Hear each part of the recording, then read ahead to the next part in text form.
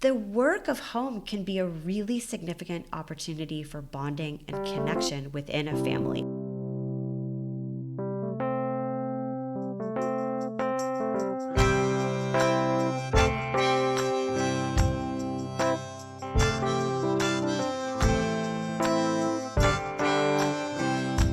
Welcome to Talking About Kids. I am your host, R. Bradley Snyder, researcher, activist, and author of The 5 Simple Truths of Raising Kids.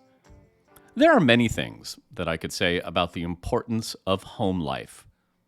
Chiefly among them is the fact that the behaviors and relationships that are modeled for children in the home are paramount to their healthy development.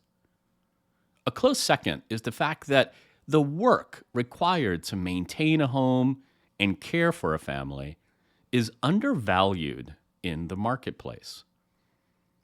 My guest today is Lori Sugarman-Li. Lori's brand new children's book called Our Home, The Love, Work, and Heart of Family takes on both of these issues, illuminating unpaid labor and encouraging families to take on the work of the home as a way to bond and as a way to promote individual growth. This podcast is sponsored in part by the Arizona Department of Health Services Must Stop Bullying campaign through its Title V Maternal and Child Health Program. For more information, go to muststopbullying.org.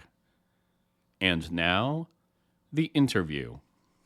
I actually had never imagined myself as an author, but I wanted to make a contribution, and this felt like the most credible platform for me at the time. I wanted to become involved in the work of in the mission to elevate and assign value to the unpaid work of care, given a personal experience that I had had being devalued in a very significant way by society. And I really wanted to get involved in the work that I learned actually many people were rallying around. And at the time, I was focused on my unpaid career of looking after my children full time, contributing to their school environment in a very deep and meaningful way, and working on behalf of many children's charities around the globe. And the opportunity to speak to children felt like the most credible space for me. Well, given that you hadn't seen yourself as a children's author before, how did you start? What were the first steps you took to committing this to paper? So it was actually, I think, the best thing that I didn't know much about the publishing industry, because it's very complicated and multifaceted. And fortunately, I had made a commitment to myself to try to do this before I really understood the many hurdles. And I love to write, and I've always written for enjoyment, for other people. I love writing poems to people for their birthdays. And so I did have a feeling of comfort with this type of craft. And it really just sort of the first, manuscript, we call it a manuscript. It's a 3.5 minute long book to read, but it's still called a manuscript. It really just came pouring out of me, the first iteration. And I shared it with some people who were also involved in this work. And they encouraged me so strongly to keep going with it. And that really fueled me. That gave me the strength to sort of walk down one path, realize it wasn't the right one, walk all the way back, and then try another one. And it happened a few times until I really found the right venue and the right partnerships to bring the book to life.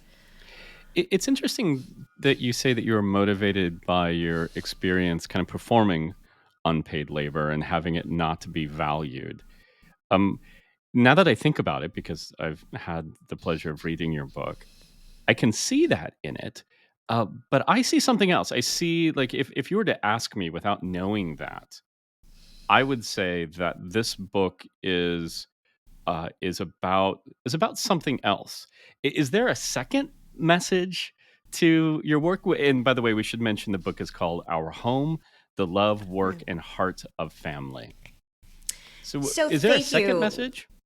Thank you. The book is really about the power of families Right. and how we care for one another and the space that we share. And at its heart, it seeks to reframe the work of care, which is so often devalued. Yeah. And it is unpaid, right? And it's not even counted in the economic indicators of our society, right? It's not Right. counted in GDP, all of this labor that we know is held inequitably. Globally, 75% of it is done by By women. women. Right. And so it was really an opportunity to make this work visible, valued, and more equitably shared, but really to ground it as what I feel it truly is, which is the work of gratitude. And so to really connect children to the opportunity to be a part of gratitude and the extension of love for our family members and the extension of care for our space, and helping them understand the meaning and the impact of their involvement in this work to their family. It's so interesting because I think that you could have, I would imagine, have taken a more aggressive approach about how this work is undervalued. And I think instead, what you did is, in my opinion, more powerful, and that you just pointed out exactly how important the work of caring for the family is to the family. You say it, and I'm not going to get the couplets correct, but there's a part where you equate the housework to a hug that you give to the family, right? So, Yeah, thank you for pulling that out. Thank you. yeah, and so I think that you've already mentioned this, but what other things were you hoping that families would get out of your book? Well, the way that you just articulated is Mhm. is it's so meaningful that you captured it that way. And I really with this book wanted to create like an ideal state, Mm, right? Where the men, and it is a very gendered message in society. And so mhm. I'm kind of flipping it to say actually there isn't anything scientifically foundationally that tells us that women do this work better, Right, even though we're fed a lot of those messages. Men are fabulous, beautiful, capable caregivers in every possible way. right. And a lot of the messaging that society feeds us about this actually alienates men.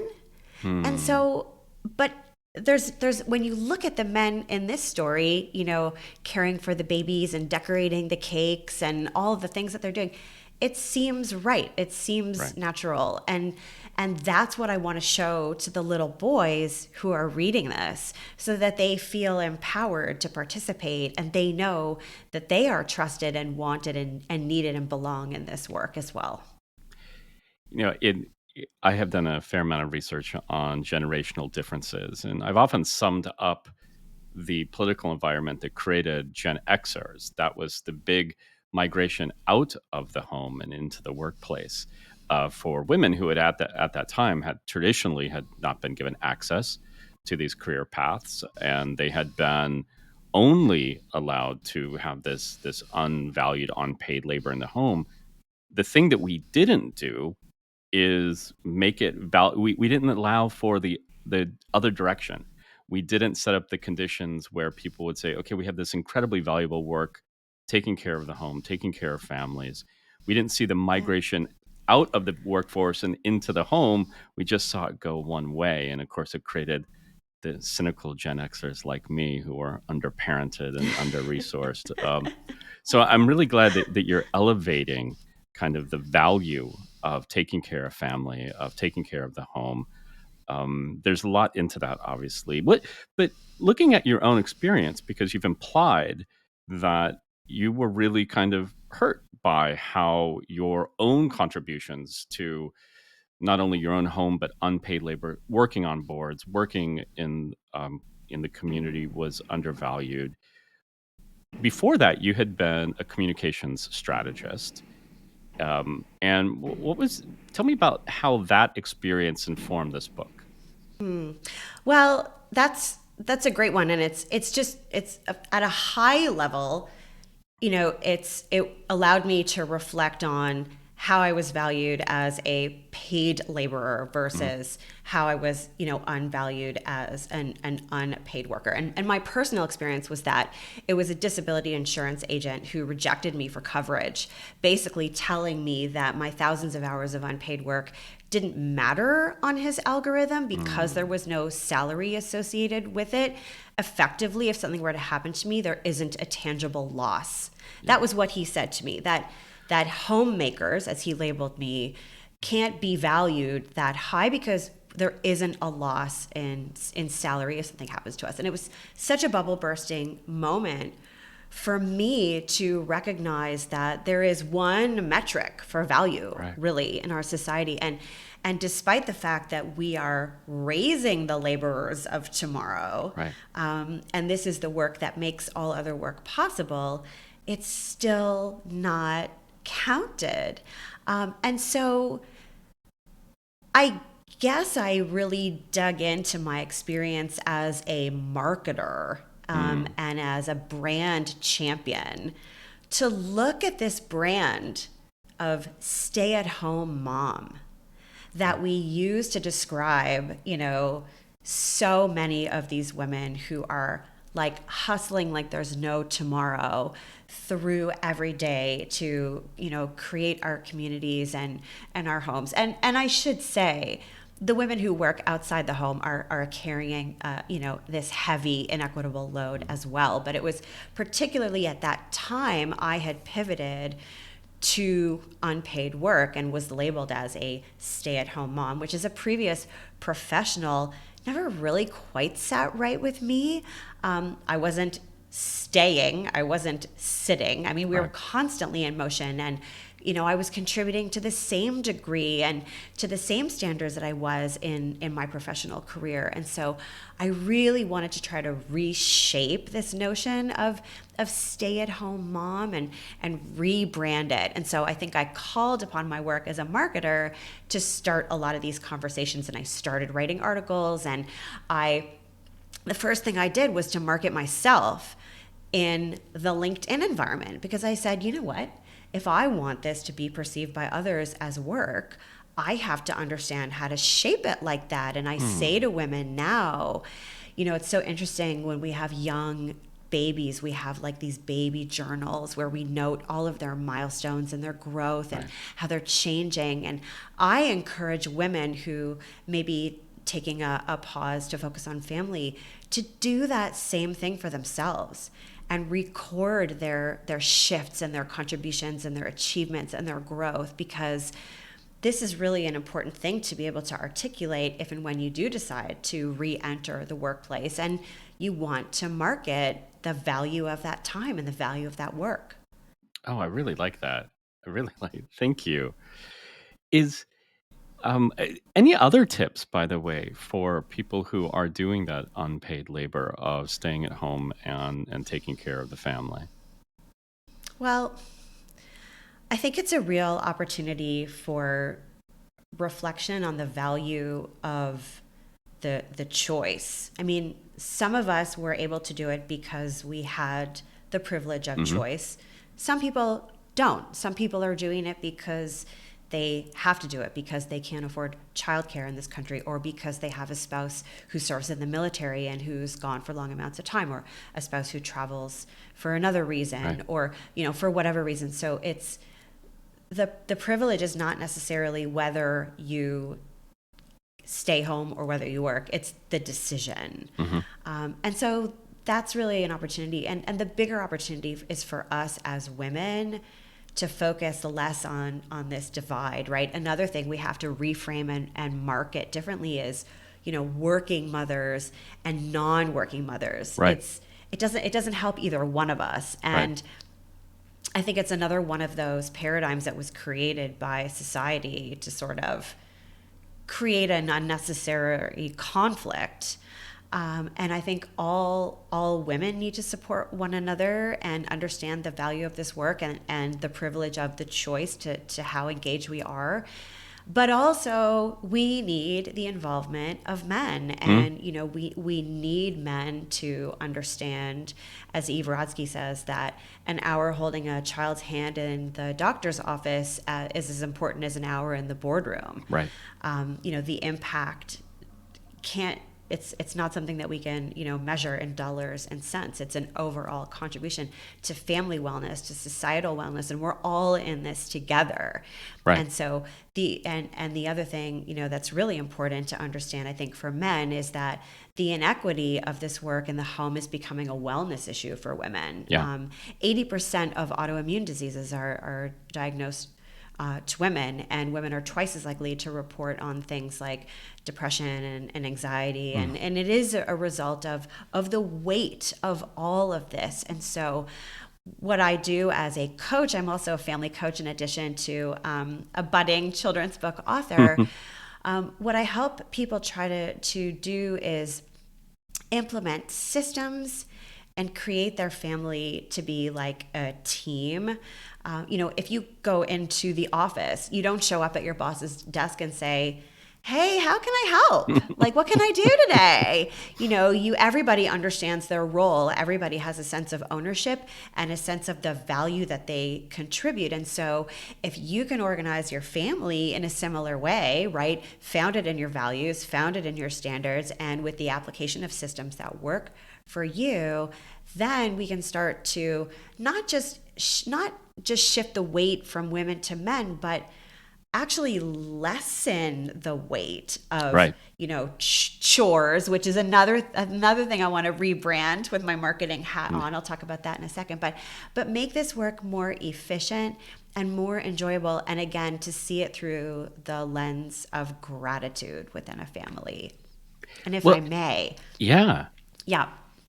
The word chore, I really struggle with, because if you look up the definition of chore, it's defined as tasks that are tedious and repetitive and unappealing and maybe even difficult. And that also causes us to struggle with how we perceive the beautiful work of home and family. And so, again, we may not be able to find a new word at this stage, but to be able to shift our perception and again, to be able to found this in gratitude, I think will help how we show that our children what this work means to everybody. Well, I think that's a perfect segue, because I was about to ask about the C word, chores. Oh, brilliant.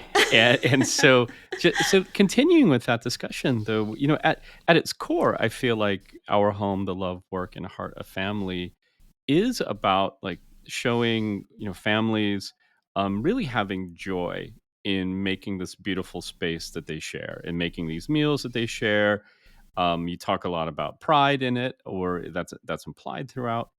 So are there other mistakes that you think adults make when trying to involve kids in that unpaid work that makes a house a home? So the biggest opportunity that I suggest to parents is really connecting their kids to the why behind the work, the meaning behind it. There's such a huge difference between saying to my 13-year-old son, "You need to change your sheets today." Right. And, "Hey, buddy, did you know that actually sleeping on a clean pillowcase can cause your skin to clear up?" And so, maybe every Monday together, we can change your sheets. I can help you with the fitted sheet, and I can show you how to wash it, right? So give the context for why this work is important. Telling your kids to go through the toys, or the books on their bookshelf and get rid of all the things that they don't use anymore can feel like a loss, right? And then what we often see is like a reattachment to things that they really haven't touched in months or years or whatever. But connecting them to the recipient on the other side, for example, of a charitable donation, or, a hospital that might receive books for the library, or something that the kids can see the impact of their effort, they have more of a stake in it. So creating that context to understand why these things on our to-do list are actually so meaningful to us and can be so impactful to others, I think is the biggest opportunity. And then also the work of home can be a really significant opportunity for bonding and connection within a family. I think very often families will say,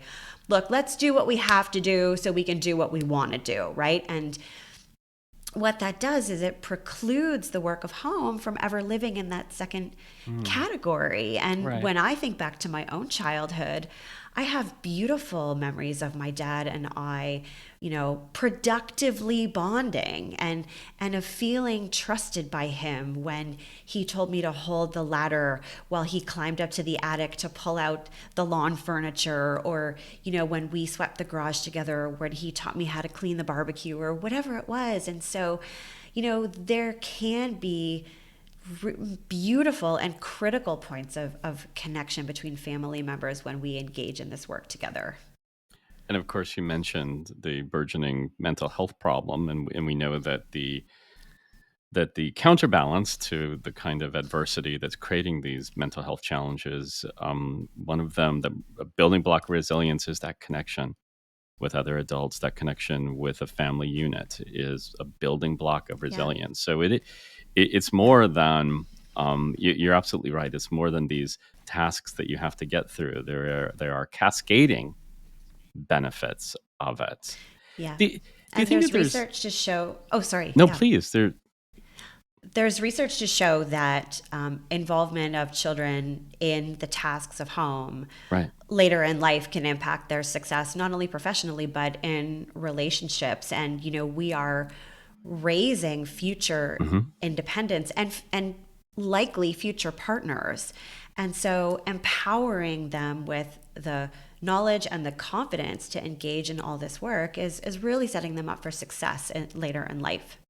Yeah, and that research also has this very sort of paradoxical finding in it, which is you shouldn't be paid. Like your allowance should not be Hmm. contingent on this. Yes. The research Yeah. is clear that Yeah. this is a condition of being part of a loving family. You do it because Yeah. it's what you do as a Yeah. household, right? Exactly. I think allowance is a very productive concept for Hmm. teaching financial literacy. But I think if you start compensating children for tasks around the home before you foundationally ground them in the inherent value of their contributions, then you've Right. missed a critical step.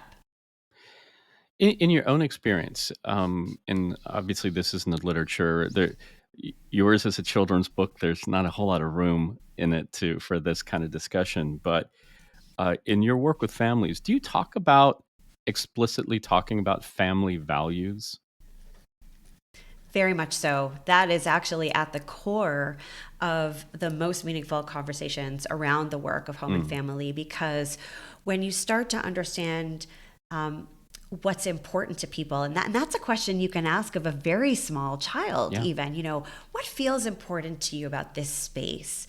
And when do you feel most comfortable and when do you feel most safe? And, we know more than ever about how we're all wired, right? And Right. even in my own family unit of four of us, we approach task completion so differently. We thrive in different types of spaces. And having foundational conversations about the values of your family and how we all need to thrive really help us to set standards for our home together Hmm. with everybody's input. And so we're shifting away from a because I told you so Hmm. generation, right? To more of a because we agreed to kind of approach. And when you do sit and connect on family values, what it does is it gives you a North Star Hmm. to always come back to if things go astray. And they do, of course. And I don't want to suggest that chores are always fun, right? I know it's heavy. I know it's a lot. I know sometimes it can feel like a hamster wheel. And I know very often we're doing this work early in the mornings. I had a load of laundry in at 6 this morning, Right. and I'll probably be doing laundry at 11 o'clock tonight. And so it is a lot. But when you have the support and the engagement of your whole family, whatever your family looks like, or, if you have a beautiful person that comes to support you from outside the family, the really important thing to do is make sure that this work is visible so that people understand Yeah. everything that is going on to support your family flow and again connect it to the impact and the meaning. You mentioned, I really appreciate how you talk about using those family values, because you're absolutely right. We've as a society, we've been on now an 80-year trend of moving away from a authoritarian parent model, right? And I think that most of us agree that's good. But what it's meant is that as parents as parents involve their children in all of these decisions that they never used to be involved in before, we also know that it's kind of stressing some of our kids out because there isn't Mm, that bedrock, that there isn't that thing that they can rely on. But family values, explicit, discussed, sometimes made, put into writing in places where people can see them, can be that source where it's not the same as "I told you so." It's mhm. more like it's because that's who we are as a family that we're doing that. Yeah. So Yes. yeah, And giving children an opportunity to, not just have this conversation once, but to reconnect on it with the frequency that works best for your family and say, have a chance to say, "Ooh, actually, I'm struggling with this," or yeah, actually, like, I thought I could do this, but I don't actually have as much time as I thought, or I need a partner in this work, or I hate this.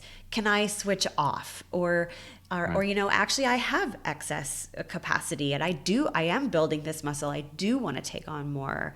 And again, like, all of our kids are different, right? And so you want to set them up for success and involvement here. You Right. want them to feel fulfilled by the ability to complete what they're empowered to take on. And so I love matching kids with particularly skills that they have. So I have one child who's very type A, and he loves Mm, organizing. So he's the guy that unloads the groceries and sets up the pantry. My other son really loves to listen to music. So he does things like vacuuming, where he can have his headphones on and sort of like get lost in the music.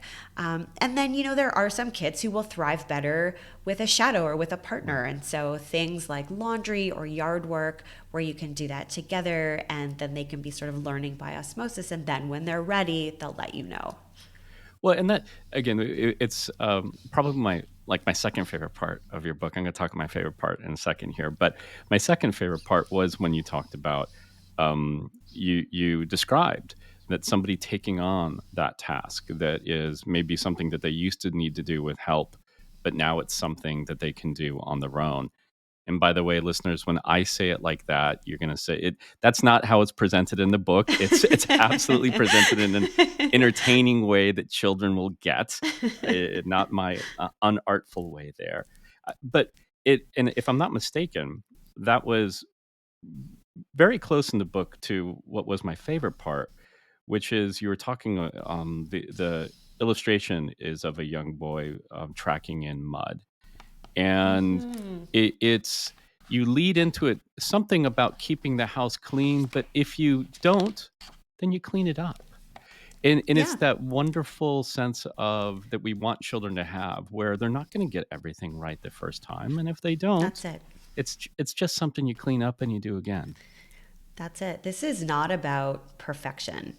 Right. It's about teaching kids to be noticers Mm, and owners, and to let them know that we trust them. And it's also for adults about relinquishing a little bit yeah. of the need for everything to be done just so, because of course when kids are learning, there are going to be fumbles and stumbles, but there's more value in letting the child fold the t-shirt in their way Right. and then put it away, and then when they find it, they recognize, oh, I folded that. Yeah. And by the way, the folding does get better. My 11-year-old is now like a champ folder. He started folding just like the cleaning rags, the little square cleaning rags, and now he folds almost all the laundry in the house. And so it is a muscle that we build, and it is about grace, and it is about patience, and none of this is rocket science, of course, and assuming that you're giving children tasks that are safe Hmm. and age appropriate. There is room to let them do it in their own way. And by the way, sometimes their way is better than ours. Well, not only that, but I hear over the years a common complaint to me from parents is this idea of they can't get their kids away from video games, right? Yeah. And the thing that a video game does very, very well is keep you in this state that psychologists call the zone of proximal development, which is where you're just Yeah. beyond what you know how to do. You need new skills in order to be in this new exciting place. It's a very exciting place for humans. And Mm, if we don't let our kids go into that dangerous area of things that they don't already know they can do, then they're not going to be, their brain is not going to be as excited as it is in that that's video game. fascinating. Yeah. That is fascinating. Yeah. What a great analogy. Well, thank you. And thank you, Lori, for writing this book, because I think that it is it's a wonderful way to re-examine, and I think to bring other members of your family into a space where you're valuing what it takes to make a beautiful, loving, and caring home. So I wish you all the success with it here. I so appreciate your kindness. Thank you for having me. That was Lori Sugarman-Li. For more information about Lori and her book, Our Home, The Love, Work, and Heart of Family, please visit talkingaboutkids.com. From there, you also can find out about upcoming episodes, suggest a topic, learn more about me and my books, or submit your questions for future guests. Our theme song is by The Senators. For more of their music, go to thesenatorsmusic.com. And remember, kids are young goats and young humans. And the difference is that young goats are easier to manage.